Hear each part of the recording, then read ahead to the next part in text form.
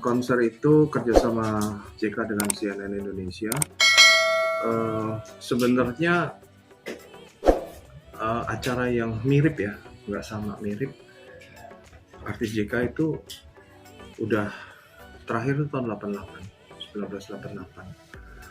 Tapi mereka tuh yang kemarin nyanyi di konser itu Senandung Rindu itu berlima itu nggak pernah satu panggung selama ini. Bahkan di tahun 88 itu pun juga nggak satu panggung gitu.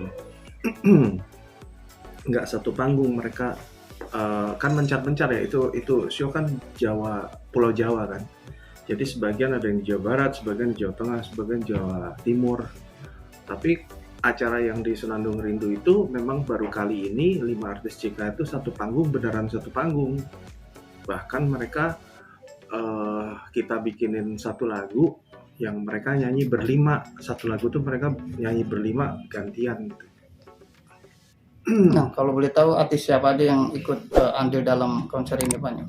Dari JK ada Dian Piscesa, Obi Mesak, Meriam Belina, Hedi Diana, Cinta Miatma Negara, Lucky Octavian, terus ada bintang tamunya Marcel Siahaan. Nah, kenapa sih harus memilih tadi seperti yang dikatakan ada Marcel Siahaan sebagai bintang tamunya?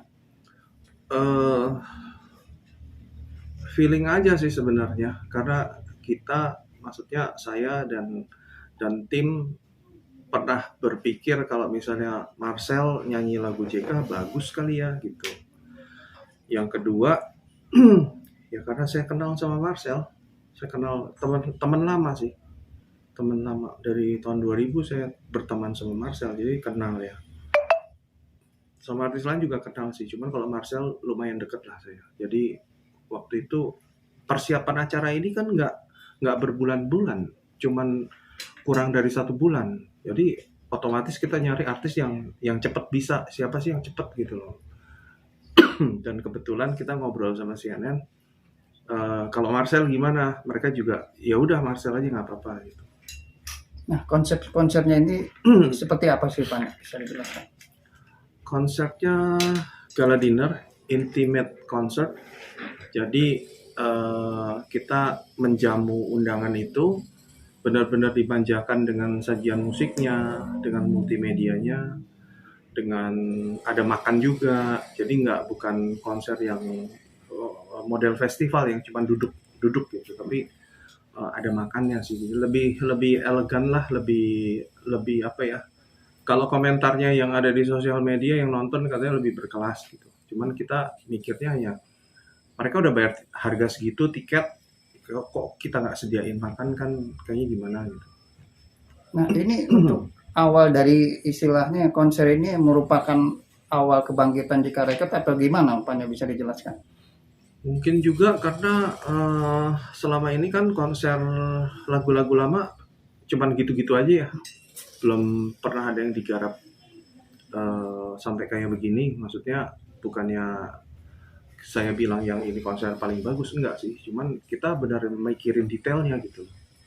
Sampai artisnya keluar dari mana, lagu pertama apa, jumlah lagu berapa, artisnya siapa aja, itu kita pilih bukan berdasarkan feeling, tapi memang melibatkan kayak dari hasil pooling dan Google Analytics juga. Dengan waktu yang mepet, bagaimana menyatukan waktu ke-6 penyanyi itu? Nah, itu tantangan terberatnya pasti itu kan, iya. Waktu 1 bulan, sementara mereka kan Meriam Belina punya kesibukan sendiri, Cintami dan lainnya juga. Iya, mungkin kalau yang masalah ini, yang khusus untuk case ini, saya sangat beruntung karena pada saat umur saya 11-12 tahun, saya ikut mereka rekaman. Jadi sama papa saya diajak ke studio rekaman, nungguin mereka rekaman, terus ngobrol sama mereka. Jadi udah kenal lama. Kita udah membangun hubungan seperti kayak keluarga gitu. Karena saya panggil mereka kan ada yang saya panggil Kak, ada yang saya panggil Teh, ada yang saya panggil Tante juga gitu. Ada yang saya panggil Om gitu. Jadi memang membangun hubungan secara kekeluargaan ya, karena udah bukan seperti hubungan kayak produser dengan artis ya. Karena udah hubungan mereka manggil saya pun manggil nama, kan tahu saya dari kecil gitu loh. Jadi saya tinggal ngobrol aja tanpa beban, saya ngomong, "Saya mau bikin ini nih," saya bilang, "waktunya cuman segini, mau nggak?" Saya bilang gitu. Sebagian mereka menyambut baik sih, mau. Langsung iya kan saat itu juga tuh ada yang pikir-pikir ya. Ya pikir-pikir nggak ada, mengiyakan cuman mereka yang pikir-pikir itu waktunya gimana ya saya ngaturnya, itu aja sih. Jadi pada dasarnya pada saat saya tawarin mereka langsung bilang iya. Tapi waktunya gimana? Ada juga yang bilang katanya, "Saya udah lama nggak nyanyi terus gimana?" Saya bilang, "Ya nggak apa-apa," saya bilang, "dicoba Itu siapa aja." itu? Yang bilang gitu? Cita Miat Manegara. Cita. Iya. Kan sekarang dia udah jadi, dia sih selalu bilang, saya ini jadi penjahit bukan penyanyi lagi, pay-nya yang sama, dia bilang begitu. Jadi saya bilang nggak apa-apa, saya bilang nyanyi aja, saya bilang gitu. Kan memang waktu awalnya juga orang tahu kalau penyanyi, saya bilang gitu. Jadi ya udah nyanyi aja, saya bilang. Terus ya udah kita apa ya? Kita ketemu dulu, terus pemanasan lah. Pemanasan ketemu dulu, latihan vokal dulu, supaya supaya dipersiapkan pada saat latihan dengan bandnya tuh udah tahu lagunya dan masuknya, dan udah nggak kaku lah gitu, karena kan Cintami kan udah lama gak nyanyi. Iya. Masing-masing penyanyi membawain berapa lagu Pak? 3 lagu, 2 3 sampai 4 lagu, tergantung mereka milih sih. Jadi saya kasih 5 lagu, mau nyanyi berapa lagu gitu. Ada yang ngambil 3, 4, ada yang 2 gitu. Itu lagu mereka semua? Lagu mereka semua. Saya udah pilihin lagu mereka. Lagu hitsnya mereka. Maksudnya ada di albumnya mereka, ada di repertoarnya mereka. Jadi nggak lari kemana-mana. Karena kan kita kan jualannya kan jualan nostalgia. Iya.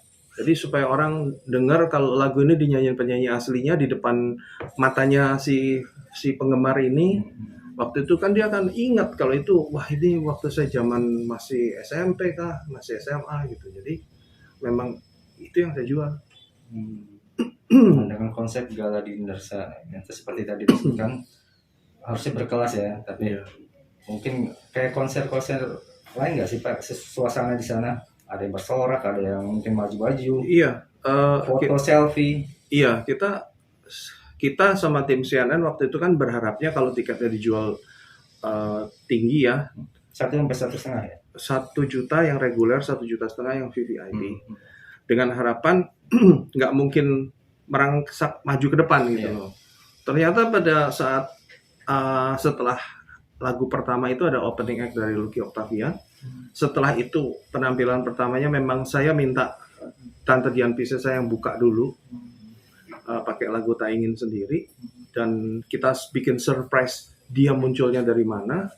Yang ternyata di situ orang udah surprise dan orang udah happening banget di situ. Jadi yang nggak ada yang namanya duduk manis di mejanya, di kursinya nggak ada. Mereka langsung datengin artisnya semua dan foto, ada yang melakukan live IG sendiri situ. Pokoknya rame deh. Jadi nggak jaim gitu penontonnya, langsung ke depan sampai ke panggung, mau naik ke panggung tapi kan ditahan sama security-nya. Tiket sold out Pak? Sold out. Berapa kapasitas? Kalau nggak salah 600 lebih ya. Sold out, hari terakhir sold out tinggal 10 biji dijual di depan. Dan katanya di depan juga habis. Nah dengan kesuksesan ini apakah akan ada kelanjutannya, misalnya Senang Menunggu Rindu 2? Ada, mungkin ada, tergantung dari kotanya di mana, mungkin apa konsepnya seperti apa ya. Konsepnya kurang lebih sama ya, cuman kita akan jualan kenangan lah Mas, jualan nostalgia gitu. Mungkin ada, karena banyak yang datang di interview, ditanya-tanya, mereka minta acara ini harus diadakan lagi. Terus kita bilang setahun sekali ya, jangan sampai tahun depan, tahun sekarang aja, dibilang begitu. 3 bulan lagi, mereka mintanya begitu. Pemberian title Senang Menunggu Rindu itu Paknya sendiri yang enggak, dari pihak CNN memberikan judul Senandung Rindu, dan ternyata memang ada di laptop saya. Dulu saya memang pengen bikin konser artis JK, ternyata saya kasih namanya juga Senandung Rindu. Jadi kayak iya kayak lo kok bisa sama ya, waktu mereka nge-present saya bahwa Pak Nyo ini judul acaranya kita kasihnya Senandung Rindu, saya ketawa di situ. Mereka pikir saya nggak suka dengan judulnya. Terus saya bilang bahwa beberapa tahun yang lalu saya juga oret-oret sendiri, ada foldernya, saya kasih nama foldernya Senandung Rindu. Mereka kaget. Udah kayak memang udah jalannya begitu kok, saya bilang. Iya. Kalau untuk pemilihan artisnya sendiri Pak, gimana Pak? Kenapa harus mereka-mereka yang tampil? Karena memang mereka itu secara katalognya JK memang mereka itu memang yang penjualannya paling tinggi. Dan sampai sekarang pun juga di YouTube juga mereka lihat sendiri aja viewersnya gitu. Nah, kalau dengan Lucky Octavian sendiri gimana Pak? Lucky Octavian tuh artis barunya JK. Jadi momennya saya masukin pas untuk ngenalin dia juga gitu loh, sebagai artis JK yang berikutnya. Tapi di situ ada satu lagu yang dia duet dengan Meriam Belina. Memang di albumnya Lucky ini memang udah saya bikin begitu. Jadi pas waktunya pas saya bilang udah kamu duet sama Kak Meriam aja, saya bilang gitu. Senandung Rindu ini bakal ada jilid 2-nya, saya nggak tahu kapan, mungkin di November kali ya, saya belum tahu. Kita lagi habis selesai acara kita mau evaluasi dulu kurang-kurangnya apa. Tawaran sih beberapa ada masuk, udah mau ngajak untuk acara sama di Kopas di kota lain gitu. Cuman saya bilang iya nanti saya mau evaluasi dulu sama yang udah ada dulu. Saya bilang maksudnya kita kan baru selesai nih, kita belum melakukan evaluasi acara ini dengan CNN. Mau ketemu sama CNN, mau evaluasi dulu kurangnya apa, harusnya gimana. Nanti setelah itu baru mungkin kita planning kalau mau mengadakan acaranya di kota lain ya.